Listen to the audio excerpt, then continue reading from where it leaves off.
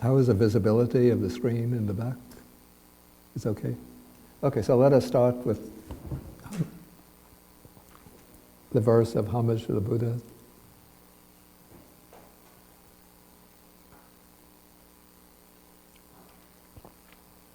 Namo tassa bhagavato arahato samma sambuddhassa. Namo tassa bhagavato arahato samma sambuddhassa. Namo tassa bhagavato arahato samma sambuddhassa. Okay, good morning everybody. And today is June 16th, 2018. Okay, so we'll be continuing now with our examination of the Anguttara Nikaya Book of the Shoes. And we're going to be coming to a whole series of very short suttas, which I'll try to go through quickly just to draw out the essence of them. So after this break, then we could go into the threes. I'll have to send out the file and the class schedule. Okay, so now we come to a sutta, which the way it's formulated is something internal to the monastic order, but once you see the general principle here, you could see that it can be applied virtually to any community. So the text says that when in regard to some disciplinary issue, the exchange of words between both parties, by exchange of words it means like a harsh, hostile clash of words, insolence about views, it's a rather unusual expression, and resentment, bitterness, and exasperation are not settled internally, it can be expected that this disciplinary issue will lead to acrimony and animosity for a long time, and the monks will not dwell at ease. But in the contrary case, when this issue is settled, well settled internally, it can be expected that this disciplinary issue will not lead to acrimony and animosity for a long time, and the monks will dwell at ease. So giving this a sort of broader application, whenever there's a group trying to form some kind of cohesive community, people are naturally going to have different views about how that group should be administered, how it should be regulated, what kind of actions it should take, how it should go about affecting its aim, achieving its aims. So when there are these different views, initially there might be some discussion about the differences, but there's a tendency within a group for a division to take place and for the group to become polarized about different stands, different positions. And so once that polarization takes place, that division, that forming of parties and positions, it can handle this division in either of two ways. One is that it goes on engaging in disputes, conflicts, arguments, and then the people within the group are not satisfied just to keep the discussion within the confines of the group. But you start turning to people outside the group, your friends, neighbors, associates, and you say, you know what those people are trying to do? Blah, blah, blah, blah, blah, blah, blah. And then the people on the other side turn to their friends, associates, colleagues, neighbors outside the group and start pointing fingers at the others and saying, you know what those fellows said? You know, isn't that terrible? Isn't that shocking? Isn't that disheartening? Isn't that scandalous? And so then, because now they've allied themselves with parties outside the group, now they feel even more obliged to defend their position. And so their point of view they become entrenched within their position, and now they formed alliances, each one with different alliances. And so the conflict has spread outside the group, and it's sort of drawn other people into the conflict. And in this way, the conflict becomes, the dimensions of the conflict expand and explode, and it becomes very, very difficult then to settle the dispute. And everybody who belongs to the group, people are not able to dwell at ease. So when there is a conflict within a group, some difference of opinion, some dispute, better not to let it turn into a major conflict and to draw other people, outsiders, into the dispute. But the proper way to settle this quarrel, this difference of opinions, is the way the text says, to settle it internally. That is, to settle it amongst the members of the group. And so how can one go about doing that? Probably the best way is to bring the people together, the people of the different parties, and then bring up the issue. We've been divided over such and such an issue. Now let us look at this from, maybe first lay out our own different positions, lay them out on the table, and then look at the divisive issue, look at it calmly, reasonably, and try to determine what is this best solution to the conflict. And then when this is done, then we could settle the issue. Any other ideas about this?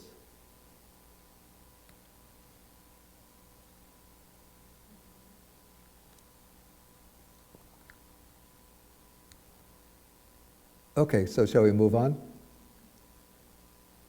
Does anybody have any experience with groups getting divided over contentious issues? I have a lot of experience.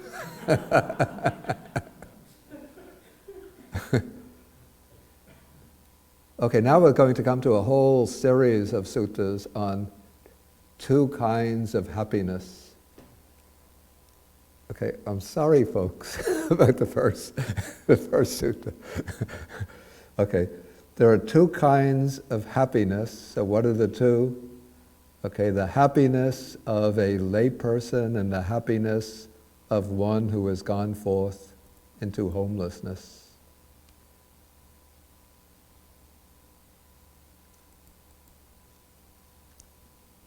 Okay, so these are the two kinds of happiness. And of these two kinds of happiness, the happiness of one who has gone forth is foremost.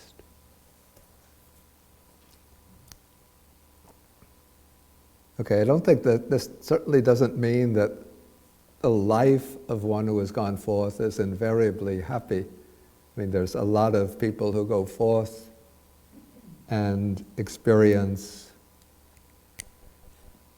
one could experience suffering in the renunciate life, and one could experience displeasure, dissatisfaction, various kinds of stress.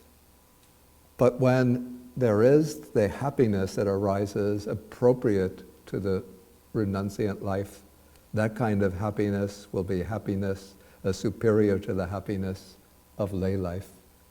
Because the happiness of lay life, we could say, depends primarily upon acquiring possessions and sense pleasures, or at least maybe that's one kind of happiness of lay life. Then there comes the happiness of family relationships, the happiness of getting a good job, a good position. What would be some other kinds of happiness of lay life? I don't have much personal experience of being... Yeah, that's a good kind of happiness. But some kinds of happiness of lay life that's intrinsic to the lay life.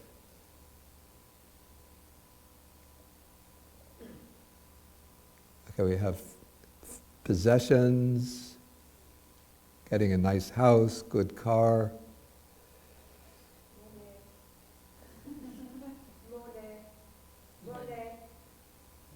Money?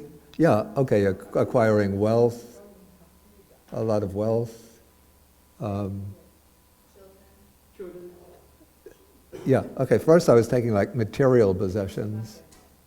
Okay, so we could say house, car, cell phone, money, stocks and bonds.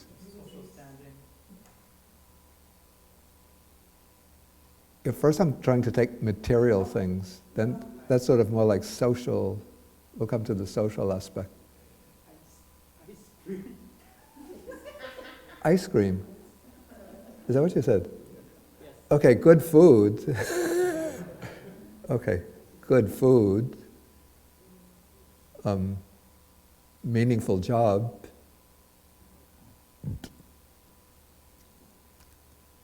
Okay, so those are some of material possessions. Then from the social aspect, is it social position?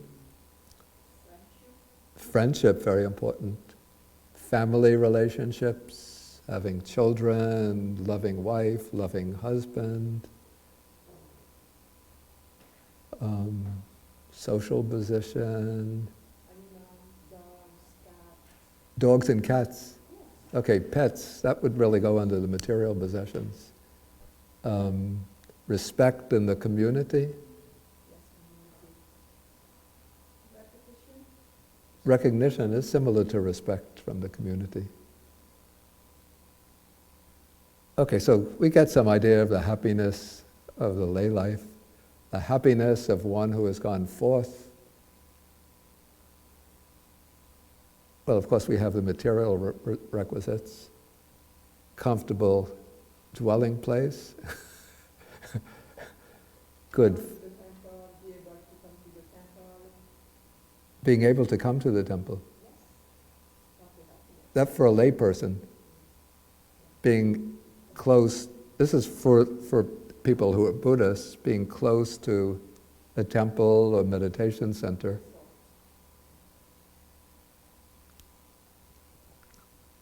Okay, but now we're on the happiness of those who have gone forth. Okay, so we do have certain, like the basic material requisites, having, this also should go with lay life, clothes, having fashionable clothes and nice styled, especially for the women, stylish hair. Maybe the men also have stylish hair. Okay, but for monastics, having the basic 4 requisites, robes, alms food, a dwelling place, medicinal requisites, and then we come to those kinds of happiness that are really considered special for the monastic life, which would be the happiness of renunciation, the happiness of being free from possessions. So ideally, the way it should be if we were living as monastics in the Buddha's time, if you're living in one place and you just want to set out wandering, you just put your things away in your kuti, and you can take your bowl, your extra robe, sitting cloth, maybe a bed sheet, bathing cloth, put it into a little bag that you carry around, and then you just set out and you can wander wherever you want, sleeping under the trees at night, the sky, not in the rainy season, of course, but in the dry season, sleeping under the trees at night with the beautiful sky shining overhead.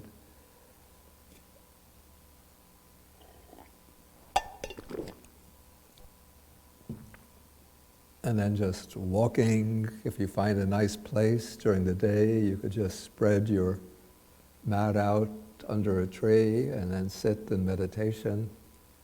If as you're walking, you see a nice, you're getting hot and sweaty, you see a nice creek or river, you just stop and bathe and then take a little rest and then go walking. Yeah, this was one of my experiences in Sri Lanka. I think this was in the year 2000. You know, every day I was living in this forest outside the town of Kandy called Udawatakeli, at a place, the Forest Hermitage, and every day doing like the editorial work and translation, and then taking a walk around the forest, but you could cover the whole like walkway through the forest in about 45 minutes. And then the thought came to me, here I am, I'm sort of like, maybe on a larger scale, but what is it, like the rat in the cage? I do my 45-minute walk and back to the same place, same routine. Then I thought, let me just set out wandering. And so I did arrange to take a bus, so I wanted to get outside the whole broader boundaries of the Kandy district. And so I took a bus to this town called Mahayangana? Is that what it is? Mahayangana? Which is a famous like pilgrimage place because supposedly the Buddha visited that place and I think left some hairs of his hairs here, and they built a stupa. So I went to Mahayangana, I went on alms round, collected food, and then had my meal there, and then rested in actually a nun's monastery for a few hours, and then till the heat of the day subsided, so about 3 o'clock, and then I just set out wandering and walking. I felt just so free, so happy, like just out on the open road, you know, no destination, no time schedule, just wherever my feet take me, there I am. And then for spending the night, no need booking a hotel. But you just look for the nearest temple and ask whether you could stay there for the night. And then set out early the next morning, and then when like 7 a.m., just go on alms round to collect some food for the breakfast, continue walking till about 10:30, and wherever you are, you take your bowl out again, go on alms round, then find a shady place to take the meal. And then usually I would find some shady place, even the shade of a tree or the shade. And there would be like these sheds that farmers use, and just stay either in the shed or in the shadow cast by the shed, waiting for the heat of the day to pass, and then continue walking. So that's the kind of relatively mundane happiness of the renunciate life.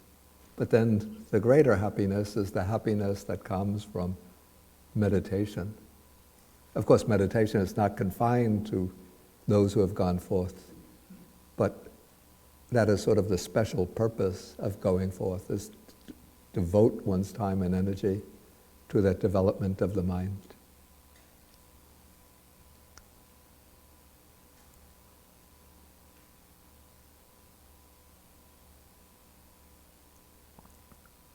Okay, this sutta, almost saying the same thing in different terms.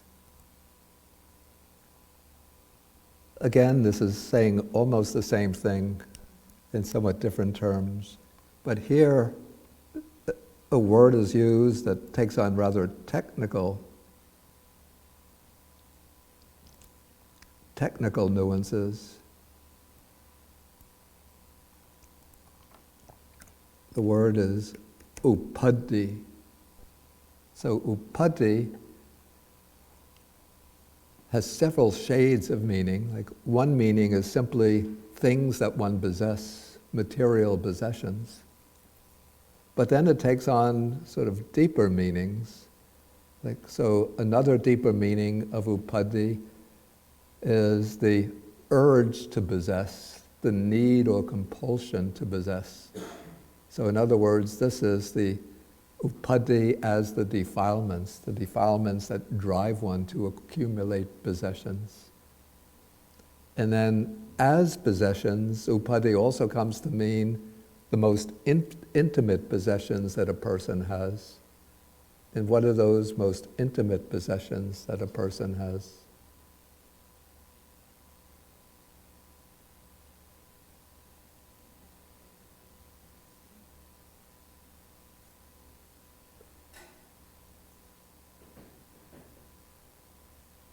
What? Boe? Right, the 5 aggregates. This is called the Kanda Upadhi. That is the acquisitions as the 5 aggregates.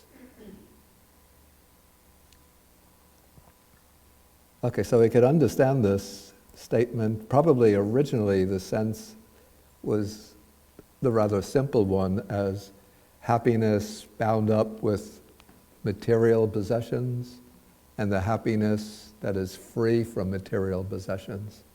This could be taken the happiness of the meditative absorptions, the happiness of the attainment of the paths and the fruits. But then at the deepest level, it comes to mean the happiness of nibbana. So freedom from defilements and freedom from the 5 aggregates.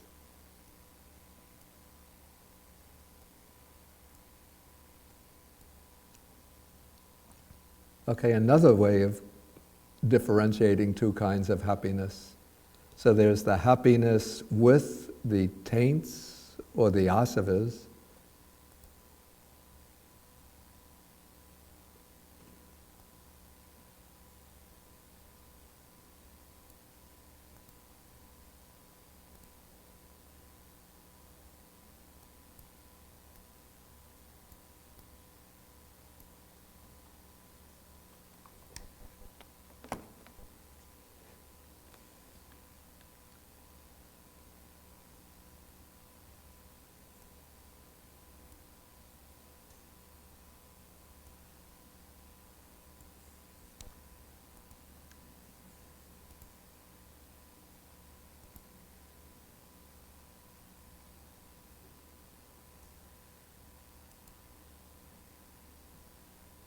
Excuse me, I'm getting just delayed reactions with this.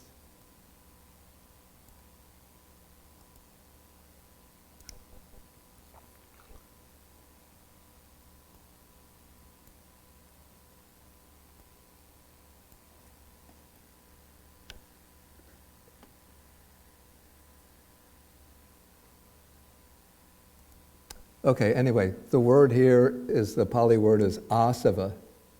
Asava is usually understood to be those kinds of very primordial defilements that flow into the mind and thereby sustain the cycle of birth and death. So the text, typically they enumerate 3 asavas, 3 taints. That is the taint of craving for sensual pleasures, the taint of craving for continued existence, and the taint of ignorance. And so each of those taints, if one acts on them, can bring a certain kind of happiness. But the Buddha says that that happiness that comes from these taints is an inferior, low, defiled happiness. So the happiness that comes from indulging sensual desires, it's a transient happiness, temporary happiness, just really, in fact, even the word happiness is difficult to use for that kind of pleasure, for sensual pleasures. It might perhaps be more accurate to say 2 kinds of pleasures. So the pleasure that comes that's connected with the taints. So the pleasure that comes from indulging sensual desire. So it's an inferior kind of happiness or pleasure because it involves excitement or agitation of mind, and the pleasure that's obtained is transient, it quickly fades, And indulging the sensual desires, the pleasure doesn't last, it doesn't give a deep satisfaction, but as soon as that pleasure fades away, then the desire arises again, more intense, more insistent, more demanding, more insatiable. And in contrast, the happiness that is without taints, the happiness that comes when the mind is liberated from sensual desire, from craving for new existence, from ignorance. So that is the highest, the purest, the most refined kind of happiness or pleasure.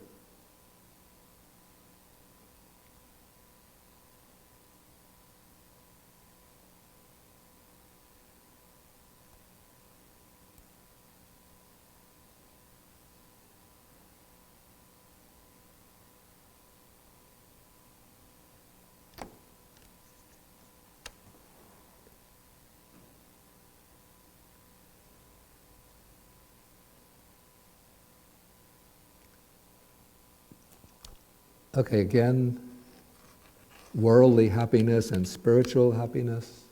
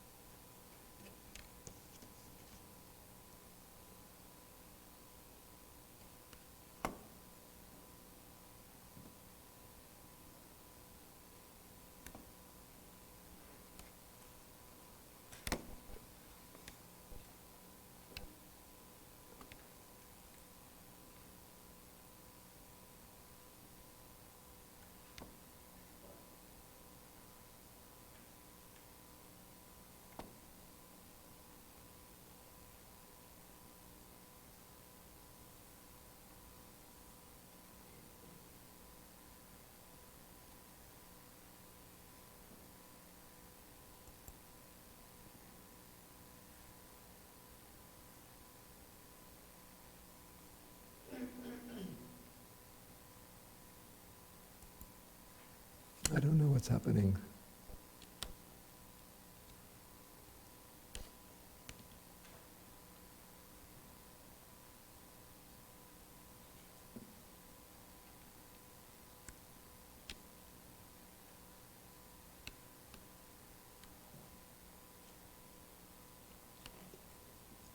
Yeah, maybe I need another mouse.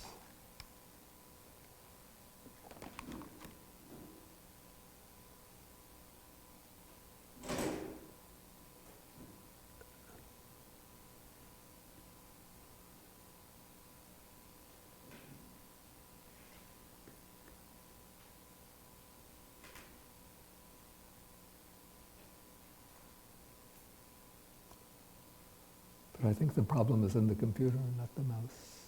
It may be.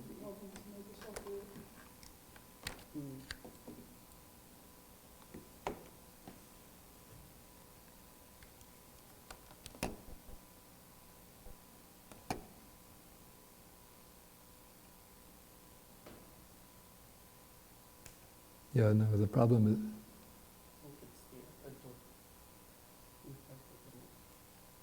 okay, I'm going to end the process and start again.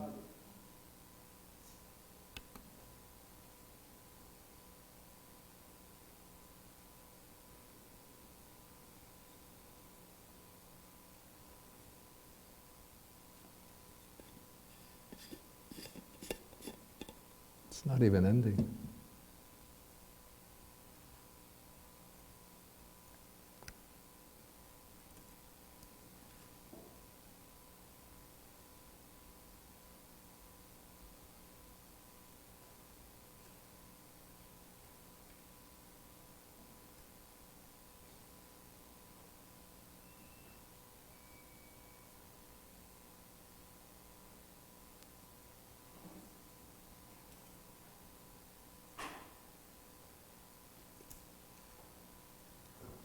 Should I just shut down the computer and start over? But that will take 5 minutes.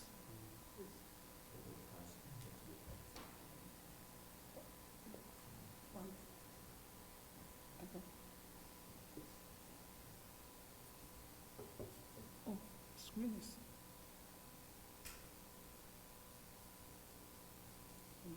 It's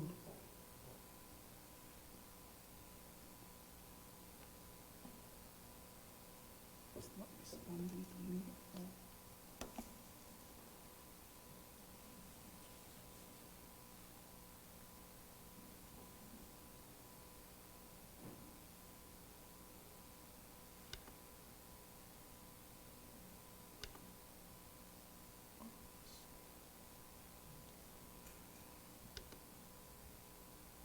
It's not responding at all. Yeah, I think we just have to shut it down and start over. Okay.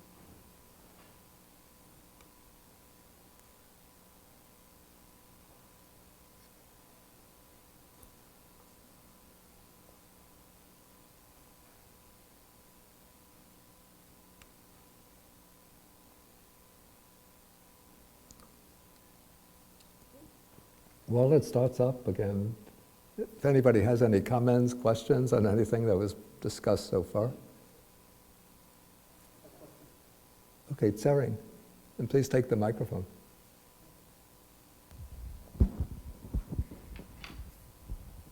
Bhante, you question on the asavas. You mentioned about these primordial defilements, Yeah. and you explained it as three taints. Yeah. One is the sensual pleasure. It's actually sensual desire. Yeah. Sensual desire. The third one is ignorance, and then the second one is continued existence. Yeah, the craving for continued existence. Now, from what we understand normally, we say the three defilements are like hatred, aversion, greed, hatred and delusion. Delusion. But how does this continued existence fit in this? Yeah, amongst the three asavas, we don't find hatred, I think, because hatred is not a factor responsible for maintaining the continuity of existence in the same way that the other three factors are. Okay, now the craving for sensual pleasures and the craving for renewed existence, those are two aspects of the unwholesome root of greed. And delusion is effectively the same as ignorance. And so the asavas correspond only to two of the unwholesome roots, to greed and delusion. But hatred or aversion is not included amongst them.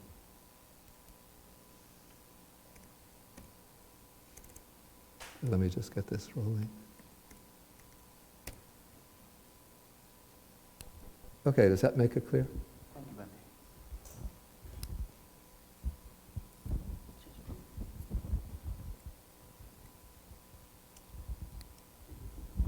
Bhante. Yeah, Bhante, I have a question. Happiness without taints does not mean only for those have the taints uprooted. Maybe someone in jhana and then have the taints suppressed, that is still considered happiness without I think that no, it'd still be considered a happiness with taints. Still with taints. Yeah. So the question is whether somebody who attains the jhanas, that's the states of meditative absorption, okay, so that kind of happiness is different from the happiness of sensual pleasures. It's a happiness detached from sensual pleasures. But still, even somebody in these states of deep meditative absorption still have the taints or the asavas. So the asavas are lying deep underneath that attainment of peaceful samadhi. And so that's why the Buddha says that samadhi, the attainment of samadhi, it's not enough. So one has to go on to develop insight or wisdom. So it's insight or wisdom that can dig deep and eliminate the taints. Thank you.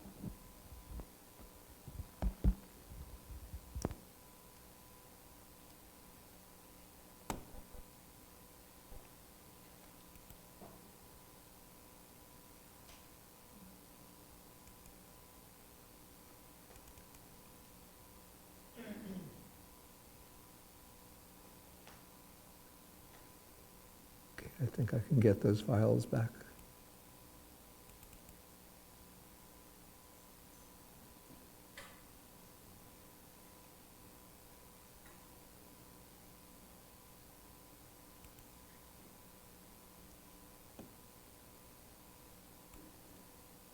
Okay, now it's working again.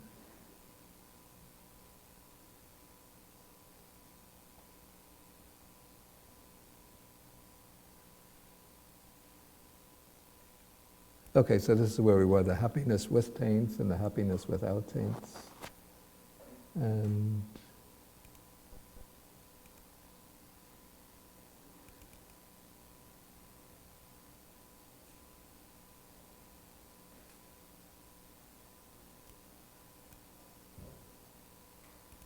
okay, so now we have two kinds of happiness. What two? Noble happiness and ignoble happiness.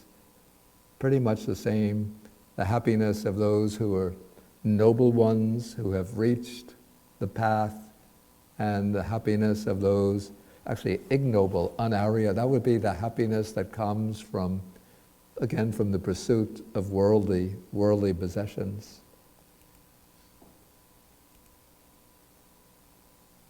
Okay, two kinds of happiness, bodily happiness or bodily pleasure, that would make more sense, and mental happiness, pleasure of the mind. Of these two, mental happiness is superior. Okay, now we come to more technical distinctions. Okay, so two kinds of happiness, perhaps two kinds of pleasure. So there's the happiness accompanied by rapture and the happiness without rapture. So these are the two kinds of happiness, and of these two, the happiness without rapture is superior. Okay, so the key word here is the word piti. So piti is a mental factor that it's usually associated with pleasure. So normally when we feel some kind of pleasure, some kind of happiness, there's also this factor of piti.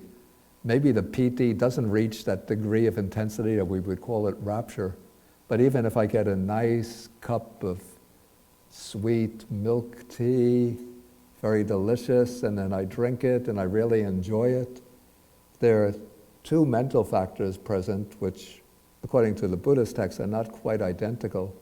One is the pleasure that comes from drinking the tea, and the other, it's the enjoyment of it.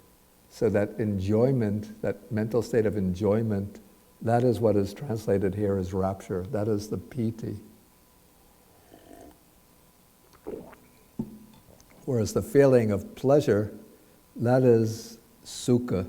So we have piti and sukha.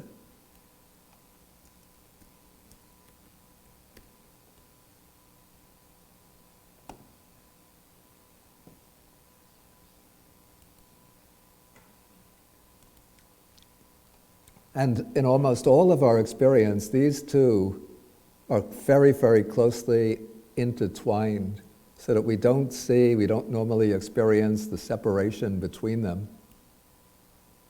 But,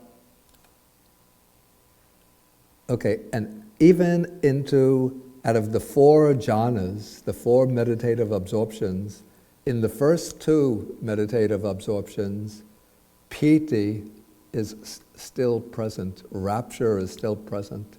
And in fact, in those two jhanas, the piti reaches the peak of intensity. So it becomes very intense in the first jhana, and then when one moves from the first into the second jhana, the piti becomes even more intense. So it's the absolute peak of joy or rapture, the most refined expression or the most refined manifestation of joy is that rapture in the second jhana. But then in making the transition from the second to the third jhana, then the rapture fades away and subsides. And then what remains in the third jhana is a pleasure, a pleasant feeling without this joy or rapture. So it's a much more peaceful, much more refined type of pleasure, because even this most intense, most refined type of piti, of rapture, still involves some kind of excitement, even a very, very subtle excitement of the mind. It's a little bit like maybe you take this lake here on a very calm day when the surface of a lake seems almost smooth, but if there's still a light breeze blowing, you see very gentle wavelets running across the surface of the lake. So that is like the rapture in the second jhana. But then if that delicate breeze completely stops, then the surface of the lake becomes completely still, completely flat and smooth. So that will be like the third jhana, in which there's happiness or pleasure without rapture. So of those two, because the jhanas rise one above the other, so that happiness without rapture is superior to the happiness with rapture.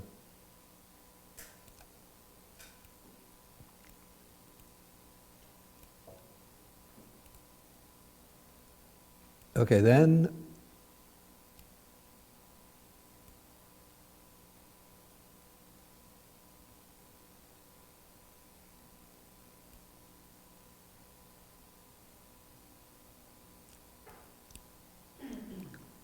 we come to the contrast between two other kinds of happiness. So one is called pleasurable happiness, and the other the happiness of equanimity. In Pali, these are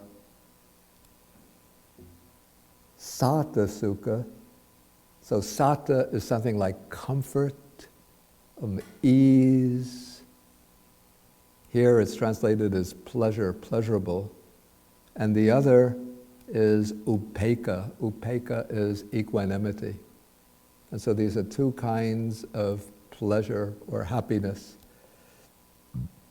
So the pleasurable happiness, the most, let's say the highest form of pleasurable happiness would be the happiness or pleasure of the third jhana. And in all of the jhanas, there is equanimity, but in the three lower jhanas, because the equanimity is accompanied by pleasure, so that pleasure covers up the equanimity, so that the equanimity is sort of recessive or diminished. It's in the background. And what's most prominent in the three lower jhanas is the feeling of pleasure. Okay, but as the meditator progresses from the third jhana to the fourth jhana, then the pleasant feeling drops away and it's replaced by a feeling which is said to be neither pleasant nor painful feeling, a dukkha sukha vedana. So that feeling that's neither pleasant nor painful, it's a more peaceful feeling, it's a calmer feeling. And because that the fourth jhana has that more peaceful, that calmer feeling of neither pleasant, that more peaceful feeling, which is neither painful nor pleasant, the equanimity of the jhana can become more prominent. To use an analogy, maybe it's like the night of the full moon, when there's very delicate cover of clouds, very, very light layer of clouds covering up the full moon. So that would be like the third jhana, in which equanimity is present, but the equanimity, it doesn't shine forth in its full brightness and brilliance, because that pleasure covers it up just the way that layer of clouds covers up the equanimity of the jhana. But if a wind blows and then it blows away that light layer of clouds, that the sky is completely clear, then the full moon can shine with its full radiance, its full brilliance. And so that is like moving from the third jhana to the fourth jhana, where the feeling of pleasure drops away, replaced by neither painful nor pleasant feeling or neutral feeling, and then the equanimity can manifest fully. And that equanimity, it's a kind of happiness, though strictly we wouldn't call it a pleasant feeling, but it's a kind of happiness in the sense of being a state of wellness or ease, a feeling of inner well-being. And so that happiness of equanimity without pleasant feeling, that is the superior of these two kinds of happiness.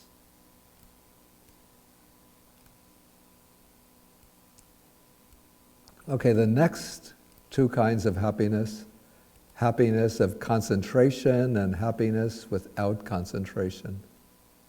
So these are called simply samadhi sukha and asamadhi sukha. So samadhi will include any state of meditative concentration. So it will include all of the jhanas and even the lower states of concentration that are leading up to the jhanas.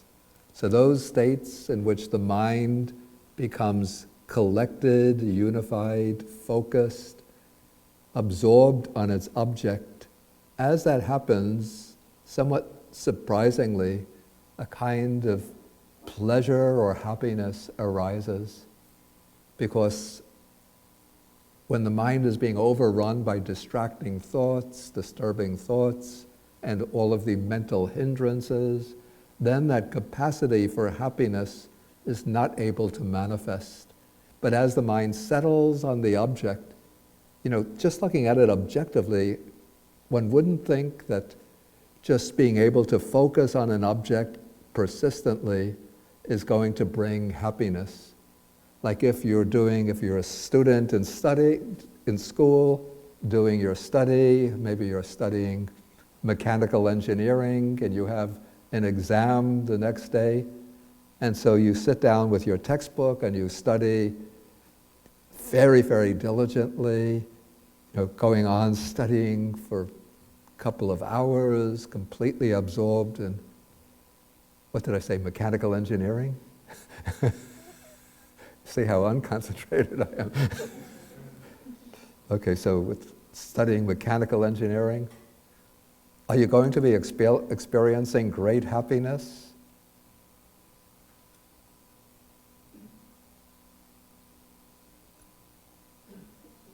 You say yes. Yes. I don't think so. At least some satisfaction. Yeah, some satisfaction, especially if you're able to understand the subject and to learn it. But that is a kind of concentration, but it's not the same as samadhi, the meditative concentration.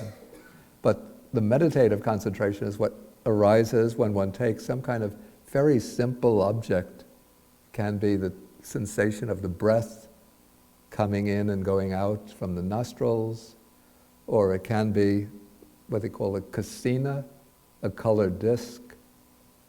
And so just focusing the mind again and again on, say one has the blue kasina, a blue disc, and just repeating blue, blue, blue, until the image of the blue disc arises in the mind, and then dropping the focus on the external object and just focusing on the inwardly visualized blue disc.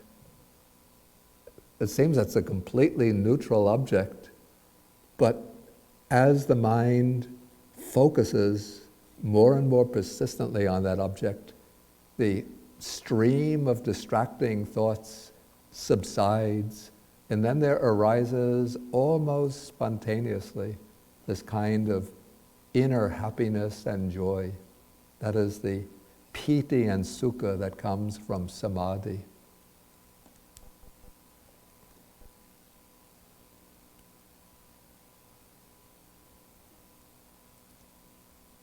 Okay, so that's another two kinds of happiness. Okay, then the next few suttas seem to be just stating in different terms the same contrasts that were developed earlier. So, two kinds of happiness, the happiness based on the presence of rapture, and the happiness based on the absence of rapture.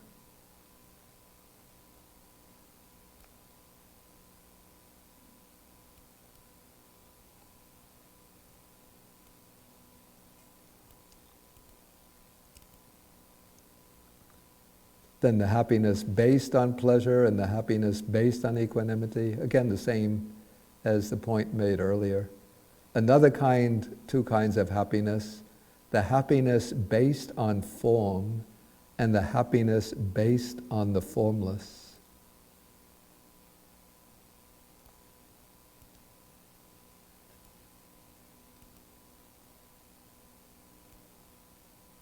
So this is rupa ramana and arupa ramana sukha.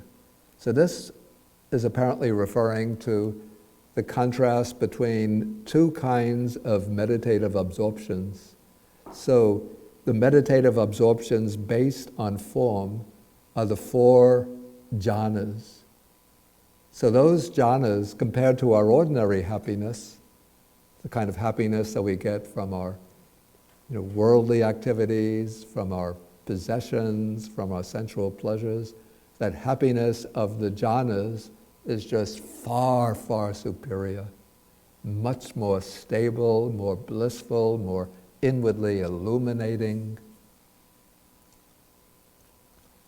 But beyond the four jhanas, there are four other states or levels of meditative absorption. Those are called the arupa samapatti, the formless meditative attainments, in which all form as an object fades away and the mind becomes absorbed in things like the base of the infinity of space, the base of the infinity of consciousness, the base of nothingness, the base of neither perception nor non-perception. And so the text here says that of those two kinds of happiness, the happiness based on the formless is foremost. But actually, if one looks at other texts, one sees that the Buddha didn't lay special emphasis on the attainment of the formless meditative absorptions. If we're familiar with the biography of the Buddha, the story of the Buddha's quest for enlightenment, before his enlightenment, when he was still a bodhisattva, then he studied under two of the leading meditation masters of northern India during that period. And from them, from one, he learned first the base of nothingness, the third meditative absorption. From the other, the base of neither perception nor non-perception, the fourth and the highest formless meditative absorption. And he easily obtained those meditative absorptions, but he wasn't satisfied with them.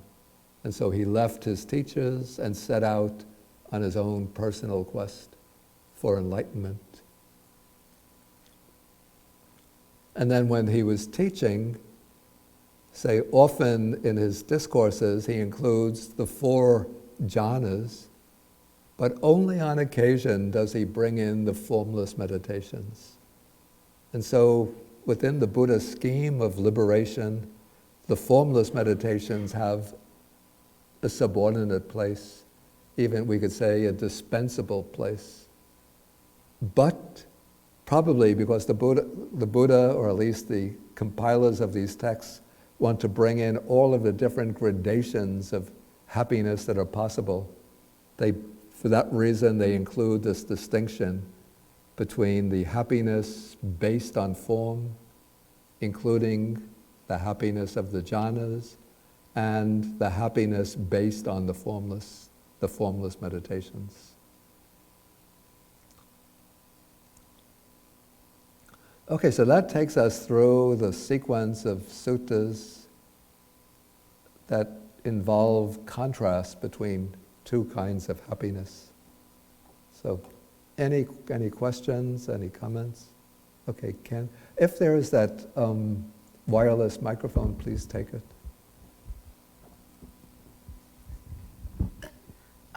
Bhante, you mentioned the casinas for meditation. The casinas, the discs. I've never seen them. Like, I've heard of them on text, but I was wondering, like, do you have an example maybe that we could see? Do I have any? A casino that we could actually see? Like, I've never seen it. I've heard it on text, but... Yeah. Do I have one with me? Well, in the temple, I was wondering. Let me get one out of my computer bag. No, actually, I don't use casinos. I've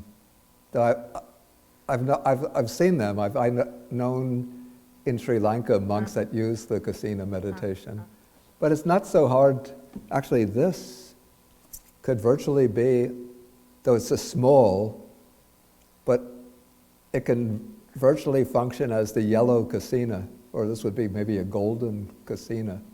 Okay. Just it would be somewhat bigger, maybe, is that about a foot in diameter? Mm-hmm. And it would look like this. It would be made out of a piece of plywood, or even a piece of thick cardboard, that should be cut in a very, very accurate, precise circle, and then painted the color that one wants. Red, blue, yellow, or just left white for the white casino. And the colors have to be very specific to those colors, or can it be any color? Those are the four that are mentioned in the text: blue, red, yellow, and white. Mm-hmm. I don't see a problem if somebody likes green, if they make a green casino. Right. In fact, the word nila, this is an interesting point. In Pali, it seems to cover both blue and green, as if the Indian mind doesn't distinguish sharply between blue and green, whereas we have distinct words for them.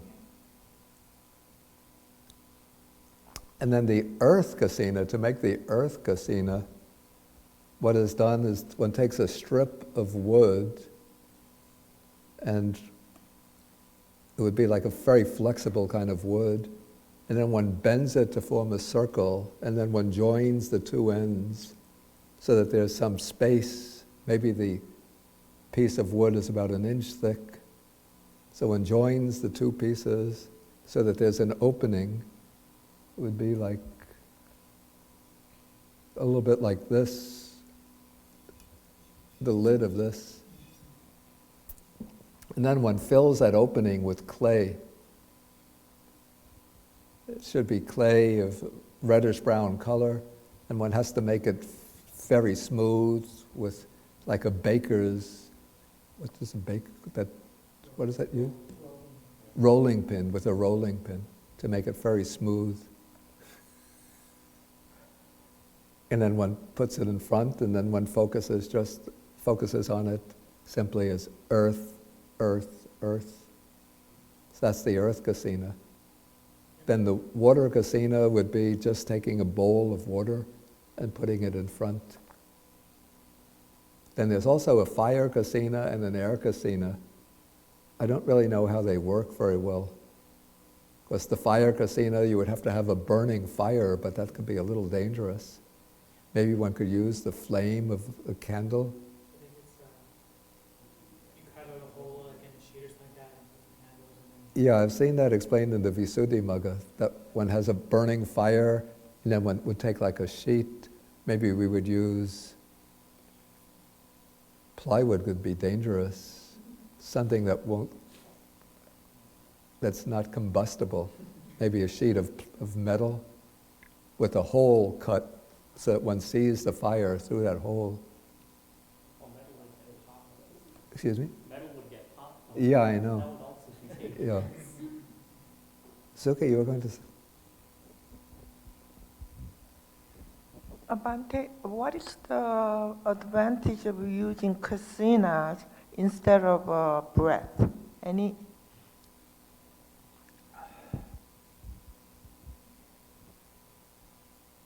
I wouldn't say that there's advantage.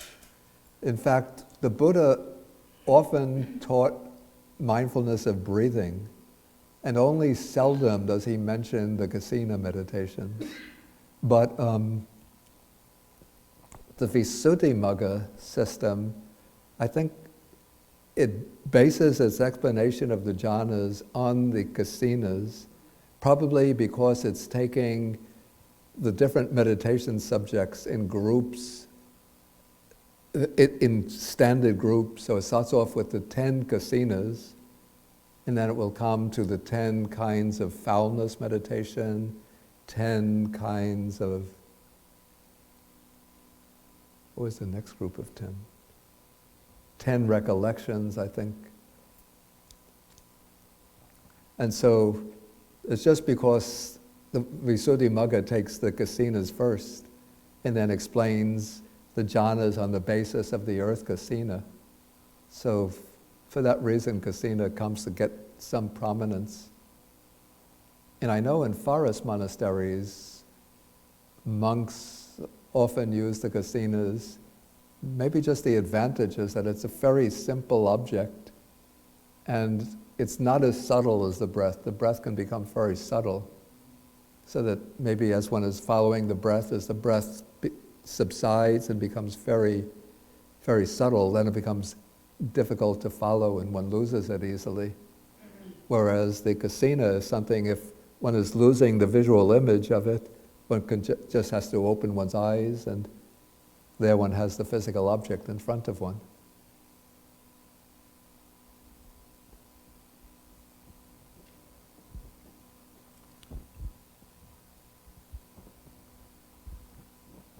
Bhante, could you develop the formless meditations with just the breath, or do you have to have the kasina?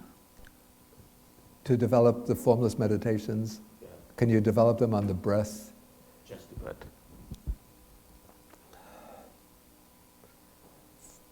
The way it's explained on the basis of the kasina. But what would happen if one develops the anapanasati, one would get the nimitta, the sign, would appear to be similar to the sign that emerges from a kasina. So I would think that one could also use the sign that develops out of the breath as the launch pad for developing the formless meditations. Because what is done, the way it's explained in the Visuddhimagga to gain the formless meditations, okay, it explains it based on the kasina.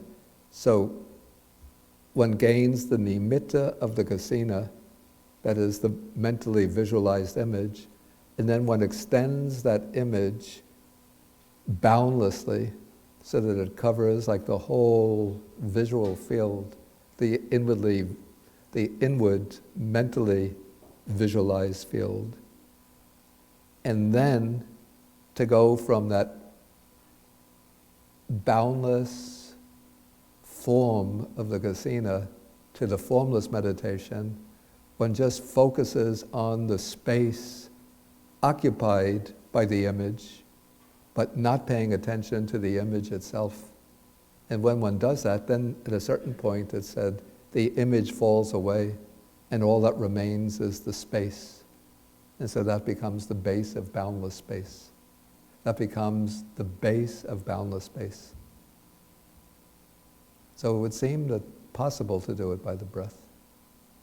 So the text always explained it by way of a kasina.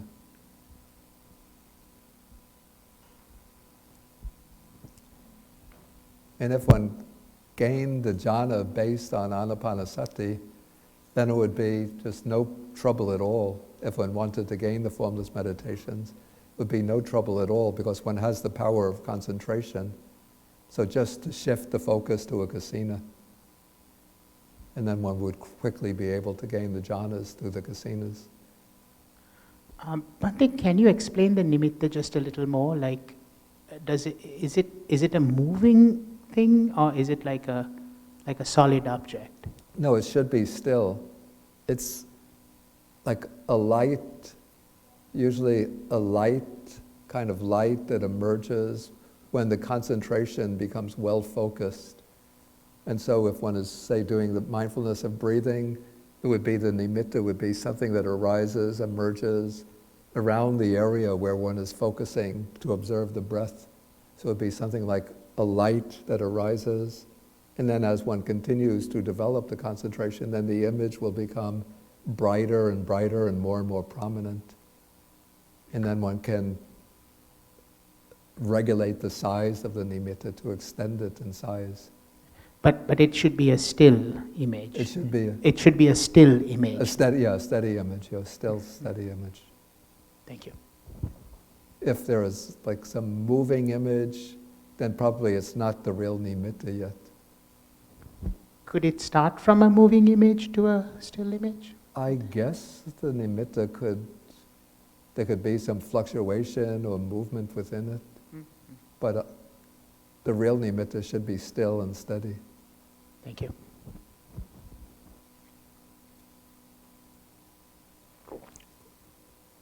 Did somebody else have some comment? Okay, Tsering?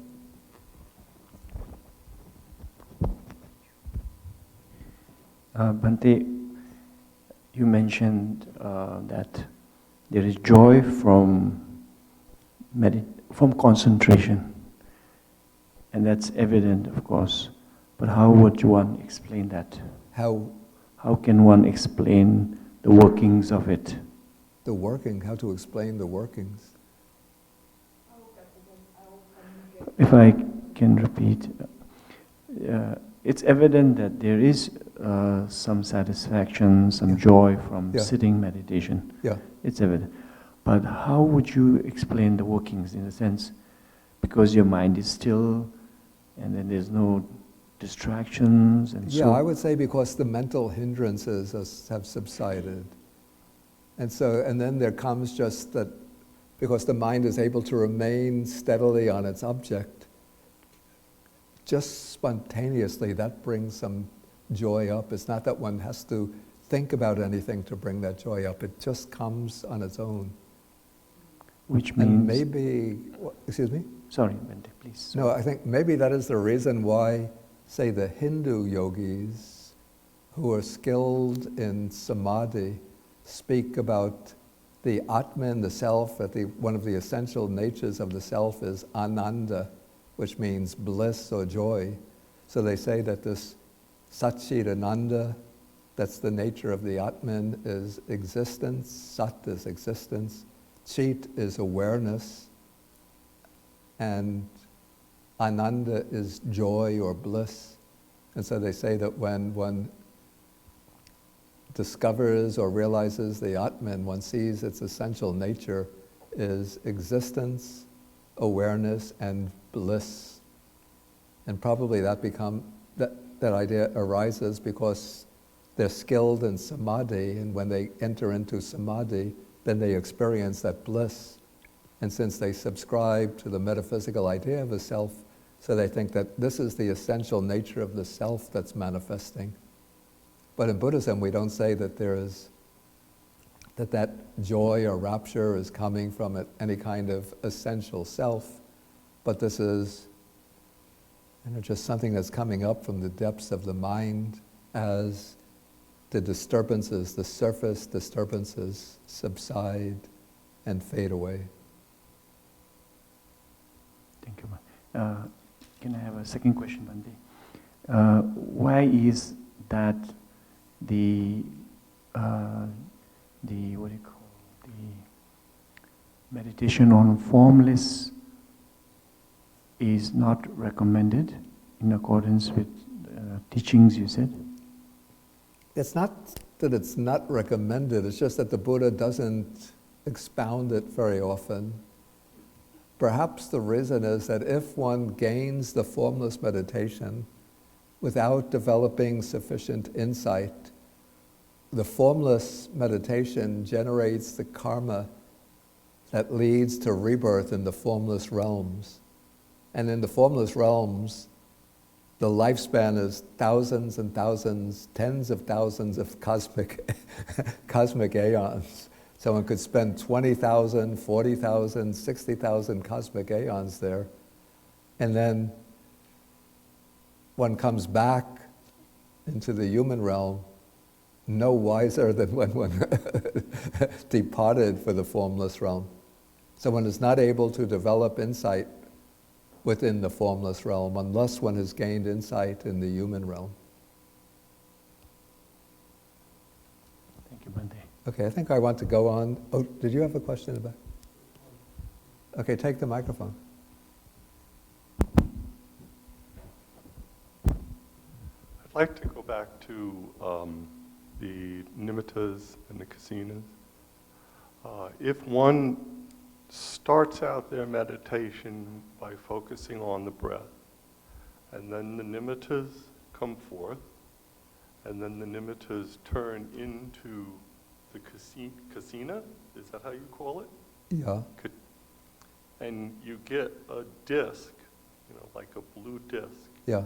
Is it okay to drop the focus on your breath and then focus on that visual image in front of you?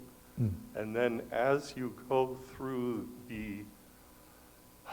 this is sort of a secondary question, as you get into the jhanas, is it necessary for you to understand each level of the jhanas, or just go with them? Will they proceed in a natural progression? Well, these are big questions. Oh, I'm sorry.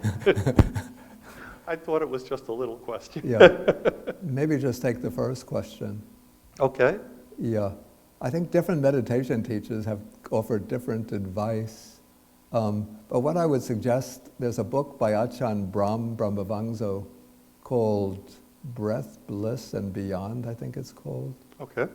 Yeah. I'll have to write it down somewhere. And Bhante Gunaratna has a book on the jhanas. So, Yes, I'm reading that one. yeah. But when you get in, that's the second question. When you get into the jhanas, there's a chance you sort of get lost in all these definitions and train. All right, what is that? This is this jhana, and this is this level of jhana. Or is it necessary to even know that? I think people can go into the jhanas without knowing what level they are. Right, just flow with them, and it would be a natural progression. Yeah. And I think that there are, from what I hear, differences, what I hear from people who attain the jhanas, their accounts differ quite a lot from the account given in the Visuddhimagga, which seems to be overly technical and scholastic. Right. Whereas the way it's experienced, it's simpler and more direct. You tend to get lost in the academics of it instead of just going with the meditation. It's not so much academics, but a sort of scholastic elaboration. I just don't want to get into a danger of going off on a tangent somewhere and what the heck are you doing all that for? You totally lost it. Yes?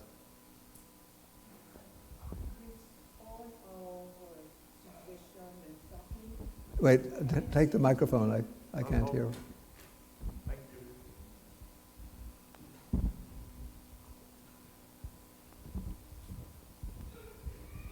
With all our conversation about jhana and the way of meditation goes in jhana and so on, it seems to me. I'm not hearing so well. Put it the microphone directly in. About jhana and closer. And the meditation, it seems to be for lay people who are very involved in daily life to have difficulty to reach any even of the first jhana. It must be difficult for lay people, very busy in daily life, to reach jhana. Yeah, it's very difficult for monks. To me, that seems very only maybe even the monks never reach or once in a while. Yeah. But so in a way, it feels that it's more for the monks to get, and the one maybe who live in a forest, to have those experiences. Yeah. Yeah. Okay. Yeah. Though I've heard of lay people who seem to have a natural facility for jhana, who go into the jhanas, whereas many of us monks are struggling for years and years without touching the jhanas. So it's not, though, let's say the monastic life sets up more suitable conditions for the practice leading to the jhanas, but a lot of it depends on, I guess, just a kind of natural aptitude, natural disposition, probably tendencies, we would say, from practice in previous lives that build up that disposition. That's what I thought. Yeah. Thank you. Thank you, Bhante. Okay. Okay, so we didn't get as far as I thought we would get today. So we're going to have to end now with the sharing of the merits. And today we won't be able to have a Q&A session because they won't be able to go for the lunch at 11:30 because there's a meditation retreat going on in the Guanyin Hall, and then the meditators from that group have to take their lunch at 11:30. Okay, so we'll just have to end the session for the day with the sharing of the merits. Okay, so we share the merits with the devas, the Dharma-protecting deities, the nagas or dragon spirits, the bhutas, the fair spirits, and with all sentient beings. Akasata chabumata naga mahedika nyantang anumoditva chirang rakantu sasanang akasata chabumata deva naga mahedika punyantang anumoditva chirang rakantu desanam akasata chabumata deva naga mahedika punyantang anumoditva chirang rakantu mang parang etavatacham hehi sampadang punya sampadang sabbe devanumodantu sabba sampati siddhya etavatacham hehi sampadang punya sampadang sabbe bhutanumodantu sabba sampati siddhya etavatacham hehi sampadang punya sampadang sabbe satanumodantu sabba sampati siddhya bhavagopadaya vichihetato etantare satakayupapana rupya rupicha sanya sanino dukkha pamuchantu pusantu nibbutting.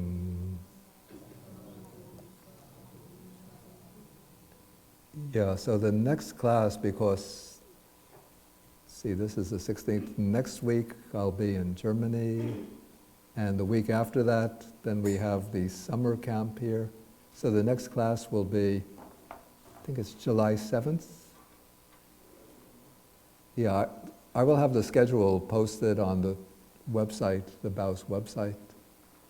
And we'll try to finish up the twos, going through it a bit quickly. But there were some sections here that were good to look at. I didn't want to bypass them completely. Then we'll go into selected chapters of the threes, not try to cover the whole thing, but just a few chapters. Then I'll do like a few chapters from the fours in that way. Unless you want to do the whole thing, but then it will take like a decade to finish. Who wants to do the whole thing? Who's satisfied with chapters? Okay, what I could do is to send out the whole thing, And then we'll skip over those suttas less interesting and focus on those that are most interesting. Okay, so let us end with the 3 half bows.